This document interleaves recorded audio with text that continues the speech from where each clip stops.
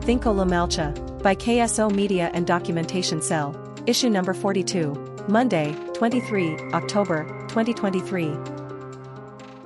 Headlines: Meitei Police Commando, the harbinger of lies and fake news.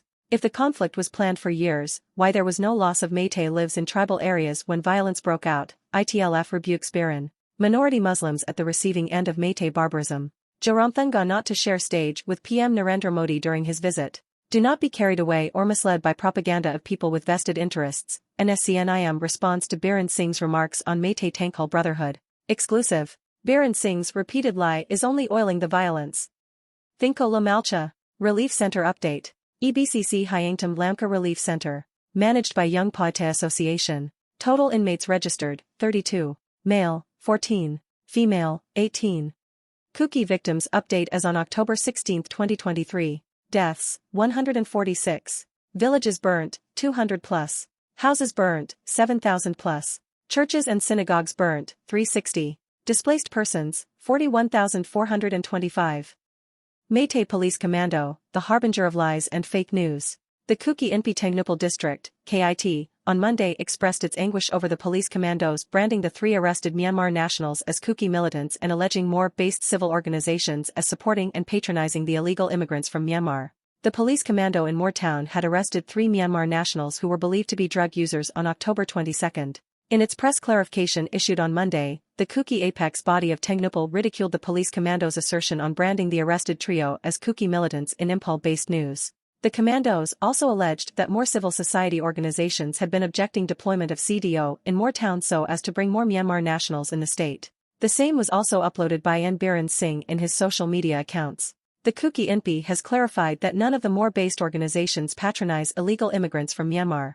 At the same time, they would never tolerate fake and concocted allegations from communal forces like Manipur police commandos. The KIT would like to clarify that the arrested Myanmar nationals are neither Kuki militants nor related with the Moore public and organizations. In fact, they are drug users who were believed to be harbored by the police commandos, said KIT. It is well known to all the Moore public that some police commando personnel are drug users. And the CDO harbored many drug users from Myanmar and used them as drug suppliers, it added. Moreover, KIT said, there are several instances in the past where state forces, particularly police commando posted in Moore and Tengnupal, were caught with drugs along the Impal-Moore road. Ironically, the police commando released the 3 Myanmar nationals, drug users, after clicking photos for the media stunt. Spreading lies and fake propaganda and flashing baseless allegations and concocted news is one of the main activities of police commandos and some Meitei medias since the outbreak of Meitei ethnic cleansing. The state forces, particularly the police commandos, created fake and concocted news every time they came out of their complex, which is why the Moore public wanted them to remain inside their complex or to leave Moore Town.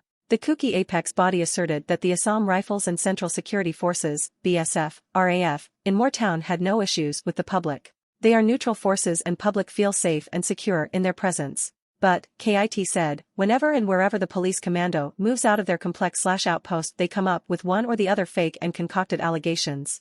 This is not the first instance where the state forces created fake allegations against a particular community/organization, KIT stated. Their motives clearly show that they are communal forces, they are Meitei forces, which is why the CSO demanded for them to go back to the valley, it added.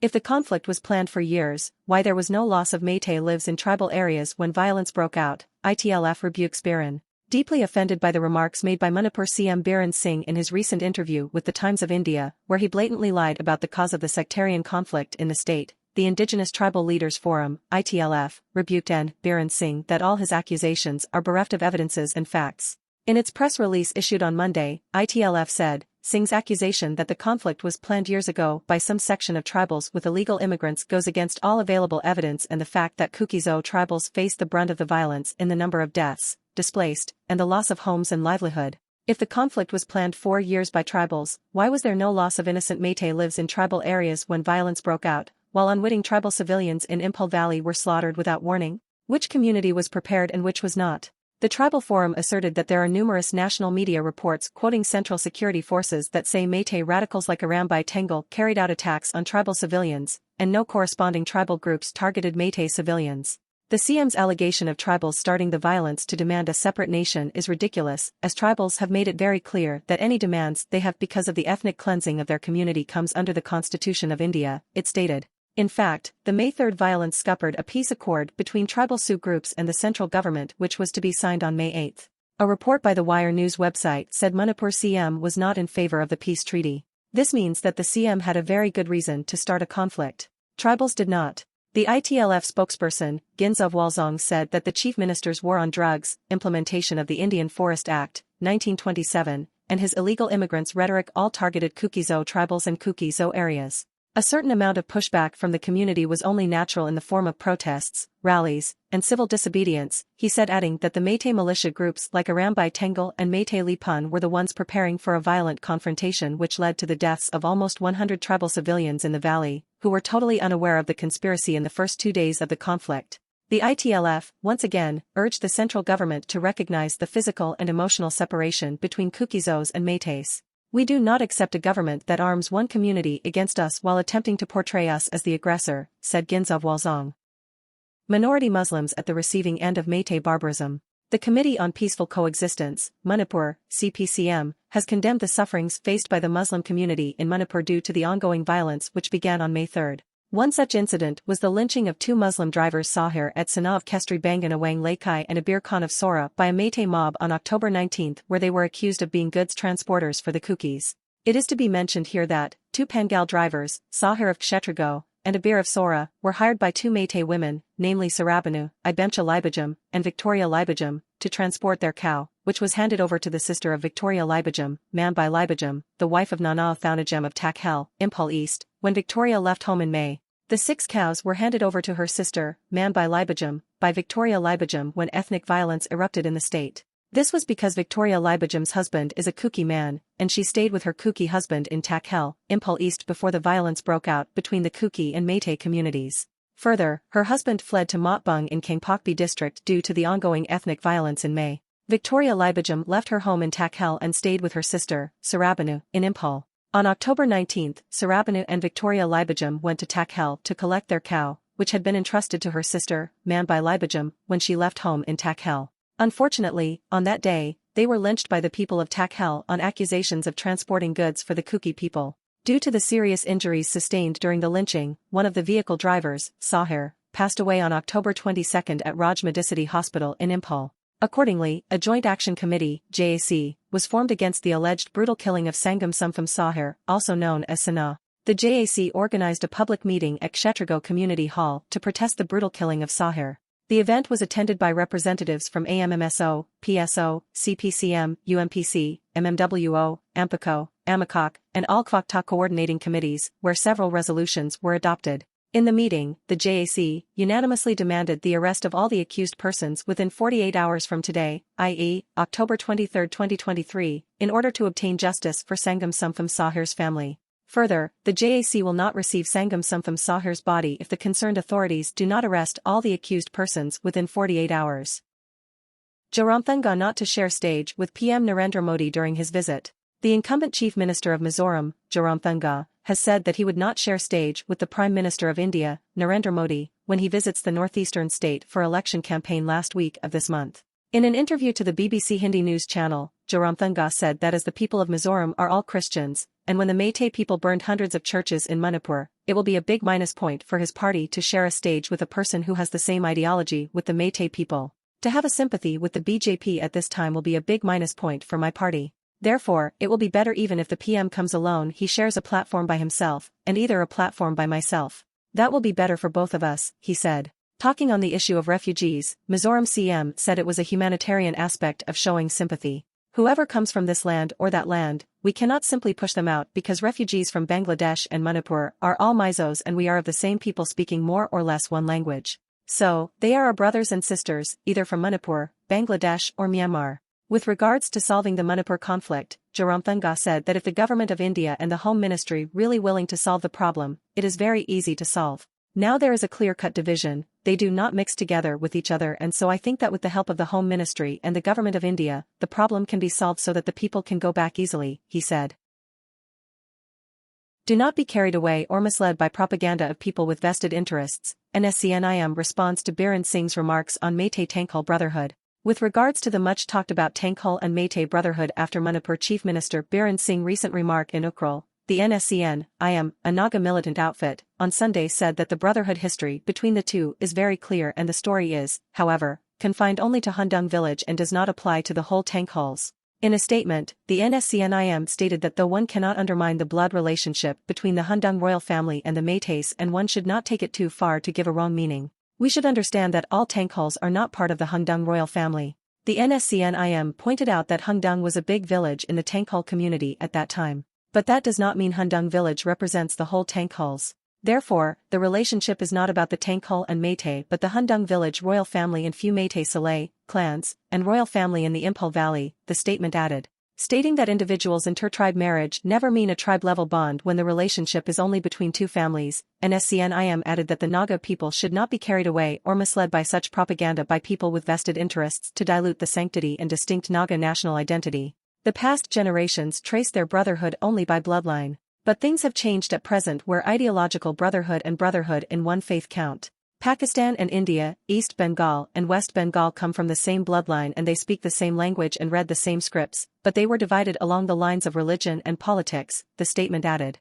NCN IM went on to state that history says that the Nagas, the Métis and the Kukis come from a common ancestry and they are brothers of the Mongoloid family is a common knowledge. The NCN IM also said history has it that one Thingkho brother from Hundung village went down to the present Impel Valley and settled down there to live with the Métis community. A story also says there are cases where some Thingkho and other Naga tribes who were married to Kuki women settled in their land and lived with the Kuki community, it added. The NCN IM then said, "We love our Métis and Kuki brothers and sisters and we respect them. But we know we have been living here together without a political foundation.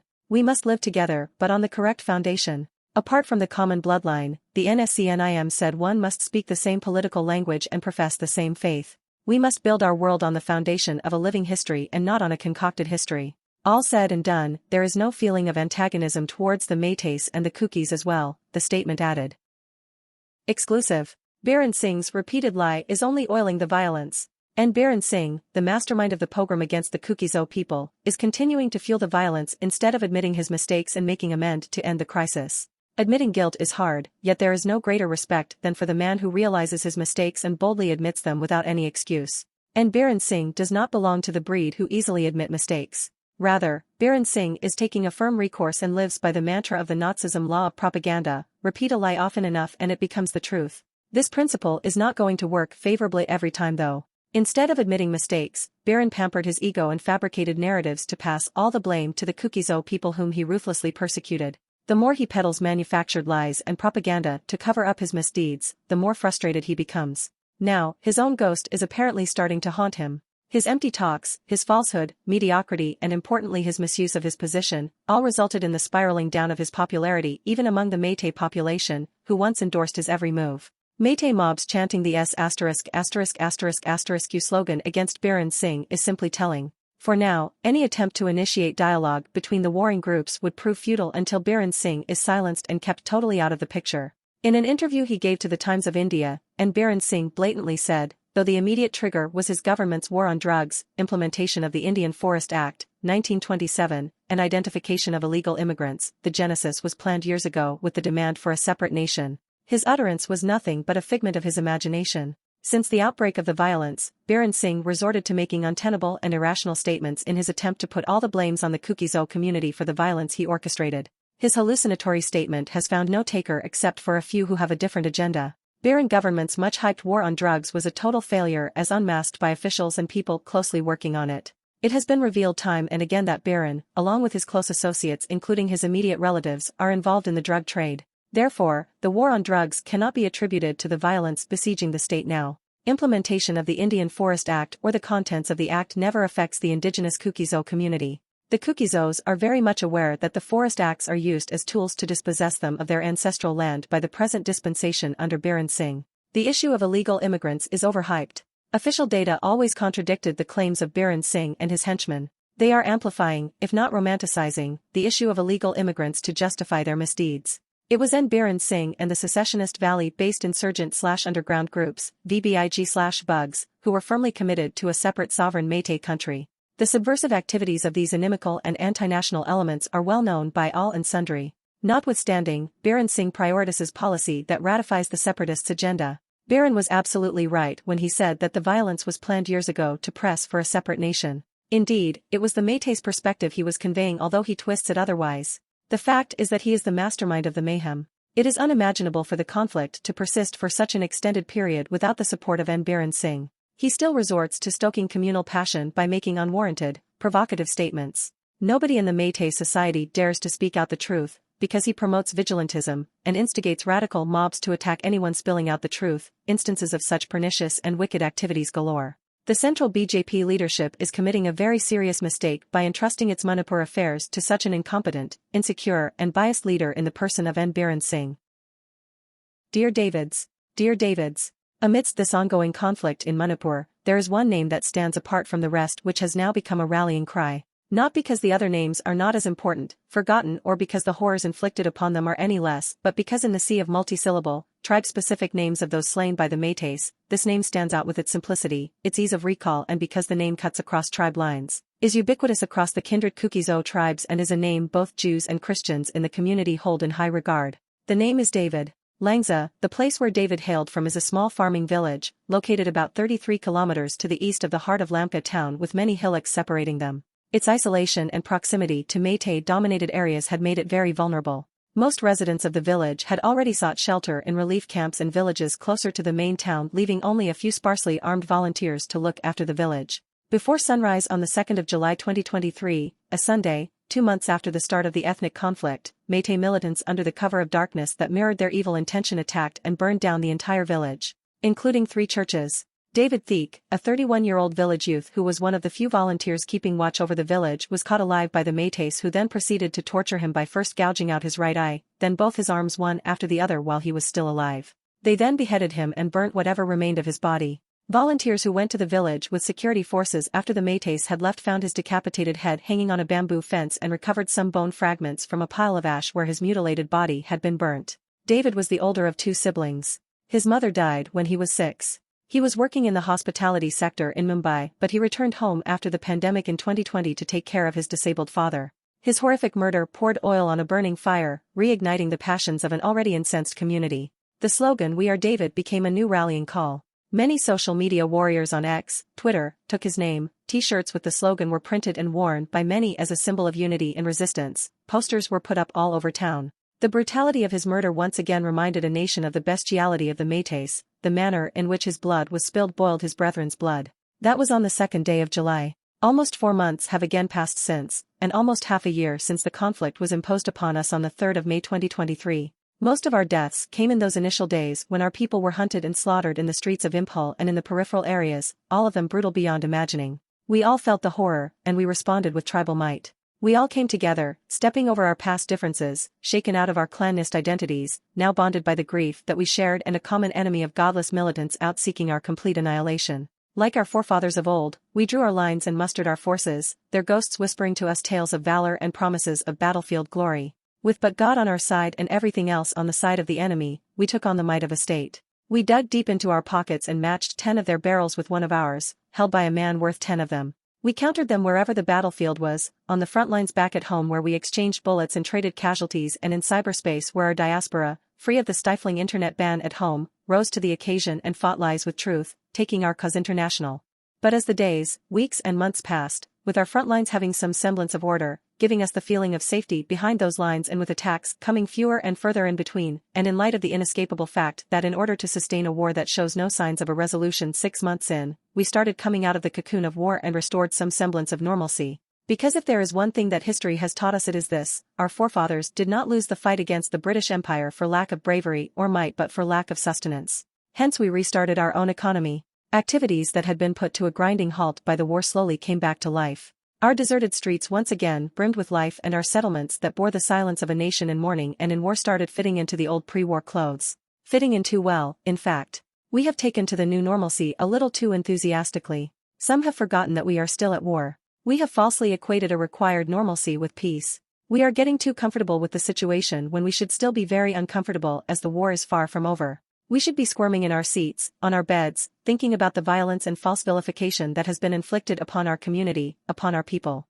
In the valley, our enemy still bays for our blood. Not a day passes when those in the valley do not think about ways to break us, no time between sunrise to sunset and sunset to sunrise that they don't utilize for considering plans to end this war on their terms. They still train, radicalize and arm their people for war and churn the wheels of state machinery to their leverage whilst our memory of May 3rd, its following days, of July the 2nd, seems to have faded in the cacophony of our manufactured normalcy. We seem to have lulled ourselves into a false sense of comfort, learning to live with the war rather than actually trying to win it. Remember your childhood, those glorious peaceful times before all this war when you didn't have a worry and the world was much simpler? We owe that kind of future to our children, the ones in our homes and the ones displaced, having a ghost of a life in relief camps. The outcome of this war will decide what kind of memories they will have looking forward. We cannot erase this nightmare from their memory, but we can fight so that they will never have to face this kind of ethnic cleansing again, in a land rightfully ours without any pretender having the guts to spin false narratives to grab it from us, a land where they can grow up and grow old in peace. If we can present our next generations that peace for their future by fighting with all our might now, isn't that a fight worth fighting with all our might, attention, resources, and will to the end?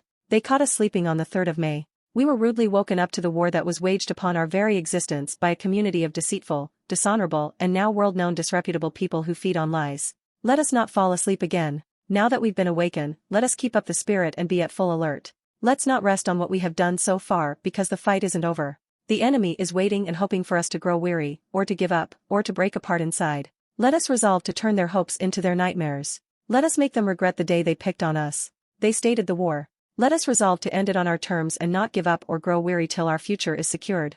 News cycle is short. People's memory and attention to such things are usually short-lived. We gained the nation and world's attention when a video of our women went viral. That news cycle has long passed. North India faced a huge monsoon catastrophe recently. That news cycle too has passed. Who remembers that the Ukraine war is still going on? Now the attention of both the nation and the world is on Israel. We can forgive the outside world for having a short memory about a civil war going on in a little-known corner of India and going about with their lives, but we cannot afford ourselves the same forgiveness. You and I, people from the Kuki community directly affected by these events, cannot let a passing day take down with its setting sun the gravity of the pain and anger felt on the 3rd of May. We cannot let it dilute the sense of unity and brotherhood that gave us a common purpose, a shared cause, not while the threat still exists and our demand for a separate administration remains ignored and unfulfilled. We cannot afford to let our memories dim while our people still remain unburied and thousands remain in relief camps with no place to return to and call a home. We fight for something only for as long as we care about it. And we can care only if we remember and keep it in our hearts daily. Remember David. Remember LS Mainboy Lungdam who gifted us with a song of unity, now baptized in his blood. Remember the hundreds dead, the homes, lands and livelihood lost. Remember the pain. Remember the anger. Remember the brotherhood. Remember the cause. I am David. You are David. We are David. Remember why we remember. As long as we do not lose sight of who and what we're fighting for and what is at stake, we're in the fight. If we lose sight of that, we've already lost even though the war is still upon us.